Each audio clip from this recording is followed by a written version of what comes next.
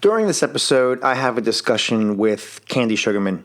Besides having an awesome name, Candy has designed a unique method of marketing, which started with social media marketing and because of her impact has matured into a 360-degree marketing strategy. Here is Candy's unique approach. Enjoy the episode. Why is the shopping cart always in the top right of the screen? How do companies predict my purchases? Why do prices end in 9? Why do fast food companies use red and yellow in their logos? Why do restaurants always have one expensive menu item? Researchers, marketers, and very curious people seek the answers for how we make decisions and how we choose products. ClickSuasion finds the secrets that companies use and shares them with you. Why do I feel better when I bought the last remaining airline ticket? How do I make choices based on colors and fonts? Welcome back to ClickSuasion. This is Michael Barbera. We're here with the rock star Candy Sugarman, and just her name alone sounds like a rock star. If I needed a stage name, it would probably be Candy Sugarman. All right, Candy, you're here with us. Here's two things we know about you. So we know that you are the perfect shot. So let's not get into any duels with Candy. We also know that you are a marketing and social media expert. Candy, tell us, what don't we know about you? That I have a degree in psychology, and that although I've never directly gone into psychology, everything that I've done has kind of touched it. Certainly some of my first jobs, by the way, I did get my degree in psychology. My first job out of college, out of UCLA, I started working with computers. The place that I worked showed people how to use a mouse and how to open up Word. Yes, that's back in the olden days. Well, do you still use a mouse? Yes, I still use a mouse. Although I did not have to be trained on how to use a mouse. I don't use a mouse. I actually use the trackpad on my laptop. I've tried several times to transition back to using a mouse to see if it would be more beneficial or more productive for myself. And no. Every time I'm just not used to it. I like to use the trackpad in front of my keyboard. I can't seem to do that. It makes my finger hurt. I like the people who they use the pen. Oh, that seems good. The stylus? Yeah, but then I start to think of carpal tunnel, and then I go, no. So I actually use an iPad Pro with an Apple Pencil, and I take the majority of my notes on that iPad. Actually, the notes for this recording are actually on my iPad Pro, and I wrote them with my Apple Pencil. Anytime I go to meetings, I write with that. It's really good because you save it and it's there forever in whichever format you save it in. I save it in my Evernote. I could search all of my handwriting by keywords. I find that to be super awesome. And now, so I wish I can transfer that Apple Pencil to my screen. So in front of me, I also have my laptop screen. I have a second display for my computer as well. I keep seeing this product on the internet. I can't remember the name of it, but it turns pretty much your television or your screen into your tablet. It turns into a giant touch screen. I was like, ooh, I want that. That sounds good. Just take my money. Right. The only problem I can see with that is my cat's going, ooh, let's play. Well, it's entertainment for the whole family. There you go. So the reason why you're here is because you are a rock star marketer. You've worked with businesses in nearly every industry, and I'd love to hear the industry that you're not in and you'd like to go to. We'll get to that later, though. And so you're formerly or originally strictly social media marketing. Your passion was to actually put the content into place and be the magic behind the business. But you've kind of transitioned to marketing plans, marketing strategies. Tell me why. Tell me what's happening. Give me the feedback. So for the social media marketing, I was always about the strategy, the planning. What are your goals? How do we get to those goals? And then hire someone to make things pretty, because I cannot make things pretty. So what was happening, I'd get these clients. They were really interested in social media marketing, doing some online marketing for them as well. And I would write the proposal. I'd look at what they had. I'd write the proposal, and then we'd start to do some work. And the issue was they didn't have pixels on their website, or their e-newsletter it wasn't complete. Like they'd send out one e-newsletter every 6 months and it didn't have any information. Their social media was patchy. Yeah, it is kind of bad practice. Only once every 6 months, not necessarily a good thing. People are like, who are you?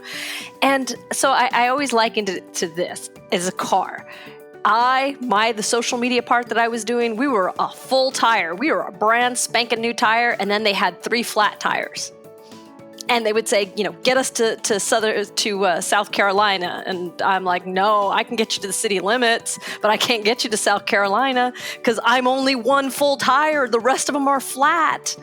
And so the whole idea behind the marketing plan is to get in before they hire someone, or if they've already hired someone, to help that person understand how to optimize the rest of their marketing, their online marketing, their online tools, as well as their social media marketing. It gives them a direction to go in, to inflate those rest of their tires so they can start making money. I've seen clients, and there's a local marketing person, and I've reached out to her. I went to her website. Her blog is not mobile enabled. Let's rewind that. Marketing person, her blog is not mobile enabled. So what you're saying is that everything needs to start from the planning process. Is that right? So if we don't have inflated tires or we don't do some maintenance on our car, we're not really going to get to our objective. Is that right? Absolutely. I mean, you can get some. I mean, these are businesses that are making some money. They obviously want to make more money, and they're stalling out. They don't understand why there is a problem. So I go in as an evaluator. I'm able to say, oh, okay, here's the problem. You're not differentiating yourself in the marketplace. I go to your website and it's not mobile enabled. I go to your website and there's not pixels, and this happens so many times. I go to your website, I go to your social media posts or your social media icons on your website. I click them and they don't go anywhere. So let's look at some of the catalysts of the problem here. So, and I would assume you could relate to some of this because I know I can. When you have a manager, a business owner, someone with some authority and decision making in marketing just wants to throw money at the problem and say, here's X amount of dollars, here's X amount of bananas, take care of the problem, just fix it, get my content up and bring me customers. But there's no planning before that. They just want to throw money at the problem. How do we change the behavior, or how do we persuade or influence that manager, business owner to think more about the why behind the process and to plan it in advance? That is a great question. And it usually depends on what business they're in. Because then if I find when you're speaking to someone and you're trying to educate them, it's easier when you bring it to something that they already know. If they don't understand marketing, and I deal with a lot of people who don't understand marketing, if you keep speaking in marketing terms, it goes right over their heads. It's just not going to work. So what industry are they in, and what parallels can you draw for them that they would go, oh, okay, right? If this is somebody in the plumbing industry, you wouldn't tell them, oh, hey, I've got a leak, and they just come in and, well, we're going to shut your water off. There, no more leak. Well, no, you have a set. What is it that you do? What are the questions that you ask yourself? You know what the objective is, right? To stop the leak. Right. What are the things that you need to do to test, to see why could it possibly be leaking? And then once you narrow that down, then you start fixing it. That's how I would normally talk. What industry are they in? What do they understand? Go for that. Well, a lot of people don't understand marketing, and that's okay. There's a lot of things that I don't understand, and I can be educated quickly in a lot of things because I don't know everything about everything in the world. And so, I'm shocked. yeah, I am just me. I YouTube a lot of stuff. If I have a leaky toilet or a leaky pipe, I'm going to YouTube it, and then once I break it, I'm going to have to call a professional to come out and fix my mess. That sounds about right. So, but marketing may not be so. A manager, a small business owner, or a large business owner, or a C-suite executive may not understand, say, the 4 Ps you learn in college about marketing: price, place, promotion, and product. But how can we? And I'm touching this because you give a really good analogy about the car and the flat tires. How can we liken, like, say, the 4 Ps or marketing to what someone does in their everyday life? Ooh, that's a good one. Let's see, what can we like? I was going to say dating, but not everybody dates. I cook. I like to cook. I don't know how many other people out there like to cook. I like to eat. See, for me, but even then, when you're eating, you're like, okay, you ask yourselves a series of questions. You don't just get in the car and then what's the closest? And usually that only works when you're out traveling and you're just like, I've got to have something in my stomach. But for the most part, you think, okay, what do I want? What do I feel like? Who else do I need to take into consideration? What are the aspects that I need to think of? Is distance an issue? How much money I want to spend? How hungry am I? Right? Is there any special needs that I have? Am I on a paleo diet? Am I just getting off of an illness? You have to think of all those things. So we all plan, we all think of things before we get to our final objective. And if we try to compare that to marketing, then it's not about just posting stuff, right? Just like it's not about just putting food in our mouths. It's about what is it that we want. Okay, well, we want to feel good. We want to spend X amount of money. We want to eat something that is. I'm always crispy. I love crispy things. We want to eat something crispy, or we want to eat something salty, or we want to eat something good for us. Okay, then how are we going to do that? And that is another way, I guess, of thinking of marketing. It's the same thing, only from the other end. I'm marketing to you. You're marketing to your customers. What is it that they want? What do they care about? How do they speak? What really resonates with them? And where in their life are they that those things are going to be important to them?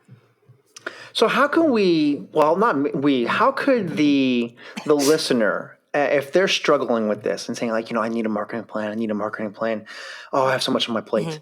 Where can they start that is, small, achievable wins that's not going to overwhelm them? Well, actually, I hate to just say it's me, but because that's how I do create my marketing plans, is that I look at the overall thing and kind of give that Chinese menu of, here are the things that I believe are the most important for you. You pick what you want. But for the average person who's like, I don't even have time, just give me one quick fix now, is what is the biggest path to money for you? So if you're doing social media marketing and that's working for you so far, it's giving you more than everything else, then okay, let's work on that. Start to refine that. For the smaller businesses, I guess really what I want to say is for the smaller businesses, don't get caught up in the you have to do everything all right now, full throttle. It's not about that.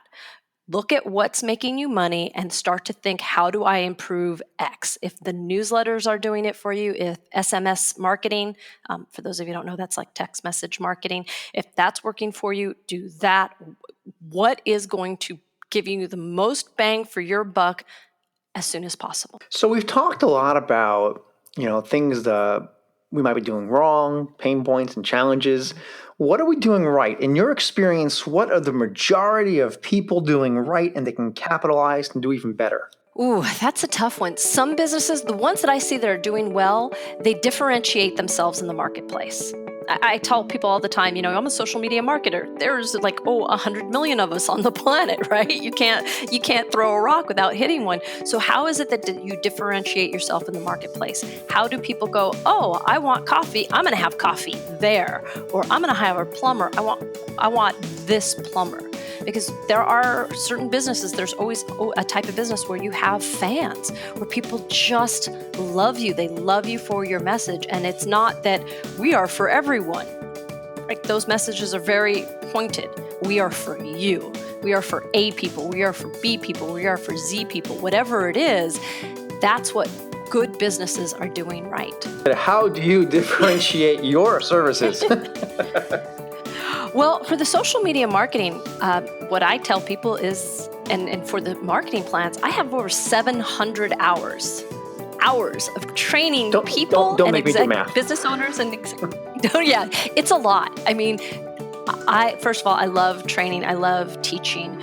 And so just the 700 hours since 2008 that I've done with all sorts of business executives, business types, business sizes, understanding how the social media marketing and online marketing works, and quite frankly, that psychology behind it is what differentiates me. Again, I'm not going to give you pretty, right? I have a team that creates pretty. I give the strategy, the plan, the reason why we are posting this picture of goats jumping in pajamas, right? This is why we are doing this. This is why we're cleaning this up, this and the reasoning.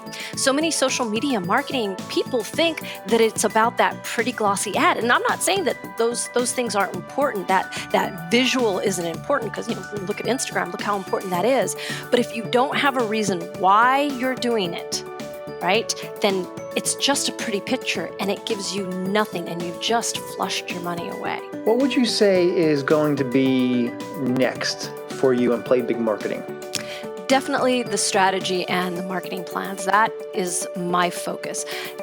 What I'm noticing in the marketplace is mid and small businesses are hiring within to do their social media marketing. Usually it's a budget consideration as well as a trust consideration. So they have a receptionist, she's answering the phones, 5-10 times an hour. Well, hey, we're going to put this on her plate and she can also do our social media marketing. I get a lot of, well, my daughter just graduated college, so she's going to do our social media marketing. So I've got these smaller businesses who have someone in place that they feel comfortable with. The problem comes is these people don't have an understanding of how social media marketing works. Again, they're doing that, posting that little pretty picture. So I think a big aspect that it's going to change for a lot of companies is hiring outside to create that marketing plan, that strategy, and giving it to their employees that they already know, like, and trust, and having them do the Tell me how you execution. use psychology in your marketing. Well, it's about understanding what people respond to, what they care about. It's also understanding how they speak. I think this is a really big one that a lot of businesses get wrong when they're doing the social media postings. I've seen ads pretty much for products that are someone in my age. So I'm in my mid-40s. And yet I see them with smiley faces and lots of exclamation points and, hey, exclamation point, how you, question mark, things that I'm looking at and I think to myself, this is wrong. They're not speaking my language. And if you don't speak my language, then I'm already turned off on your product, on your service. So it's really having an understanding of how humans respond and what they're looking for and what they're going to do. Tell me, Candy, respond. what am I looking for?